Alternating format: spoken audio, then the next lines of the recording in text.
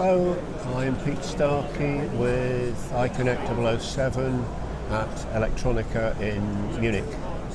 I'm here at Electrolube and delighted to meet once again Jade Bridges, who is Global Technical Support Manager. Jade, wonderful to see you, and thanks for joining us. Thank you. It's just great to see you again. It's been a good while since we sat down together. It has, yes. Jade, we've been talking to a lot of people this week on the PCB side that are involved in LED and LED developments. Yes. We've been talking about the sort of substrates that they're using, the sort of PCBs that they're making, some of the thermal management challenges that they have to address. Yep. But I don't think we know the whole story. I think that Electrolube have risen to a lot of additional challenges of the LED industry. Can you bring us up to speed a little? Yes, certainly. We've expanded our range quite a lot in recent years, addressing many different problems within the LED industry and other markets.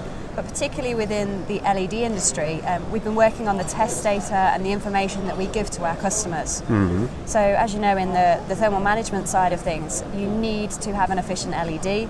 And in order to achieve that, you need to keep the temperature as low as possible while the LED is operating. Yeah. So our products are designed mainly as interface materials to help to reduce the junction temperature of the LEDs and prolong their life. Yeah.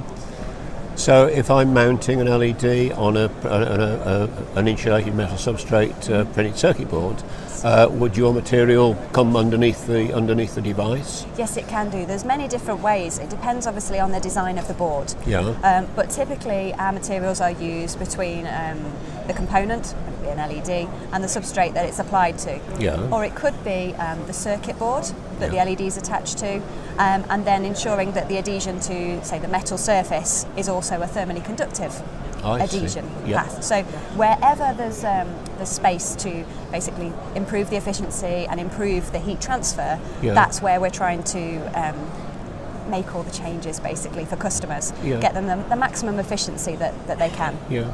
Do these materials come as liquids, as gels, as pastes? All types. That's actually where we've expanded our range recently. Traditionally we've done thermal pastes, adhesive materials as well.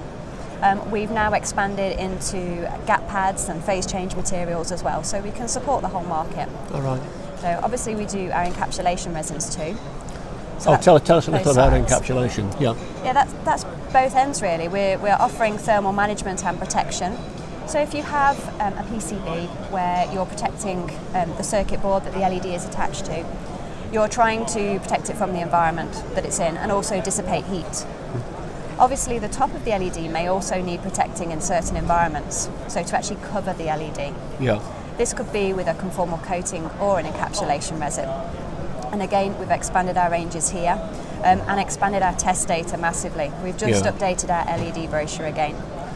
This is helping customers out to understand how their colour temperature shift may occur when they use one of our products. So this is a really important consideration in designing an LED device. Yeah, it's one of the main questions that we get asked all the time by customers. Basically, if you have a device that you need to protect, let's say it's going into a high humidity environment, maybe where there's a swimming pool present, for example. Okay, in that environment, you're going to have a lot of humid air, a lot of chlorine gas maybe in the environment too. And the LED on its own won't withstand that environment. It will eventually, junctions will corrode, there'll be all sorts of problems on the circuit board. So we would offer a coating or a resin in that environment to protect. But whatever you cover the LED with will cause a colour temperature shift. Yes. Now everybody wants to say, I want no colour temperature shift. That's the ideal. But if you need to protect it, that shift will happen. Yeah. So what we've done in our LED brochure is give a lot of information for customers on how our products perform, what the best product might be for their application, how they could minimise this colour temperature shift, or how they could manage it as well. So this is the main focus for us, to help to provide solutions to our customers by not only giving a range of products, but by also justifying why those products work in those backing applications. them up with useful information, so the designer knows how to design and what to specify in order to achieve the performance that he needs. And we work closely with our customers in order to do this. So we have a dedicated LED brochure which has all of this data in. Yeah. We have more data as well that when we come to speak to our customers, we're quite happy to explain the differences between certain products, help to select the right product for their application. Yeah. In that case, we have a dedicated technical support team, we have email address, we now have a live chat facility on our website too. Yeah. So we like to encourage customers to come to us with their problems, whether it's LED or anything else, and we'll help to solve them. And we've had a lot of success in this. We've recently helped customers in India, for example, where they had a very short time scale to need a product to protect their LED. They needed to produce all of their units, pot them with the resin, and we spoke to them, explained about the differences between our products, suggested a resin, which they then turned around and tested very quickly, and got back to them. The whole thing was finished within 24 hours, so it was really good for them to have that support, I think. Great. But your whole identity, I think, as Electrolube is as the solutions company. Exactly, yeah. And a company that thrives on, I've heard Ron Jakeman saying, we love problems. Yes, we do. That's what we're here for. But you've got the technical resources to sort those problems. Exactly. And we love the interaction with customers. You know, it helps us to learn more about the different applications because it includes all the information where the industry's going, what the new problems are going to be, and how we can develop our range to help support that. So it's great for us. Jade, thanks very much indeed for explaining all that.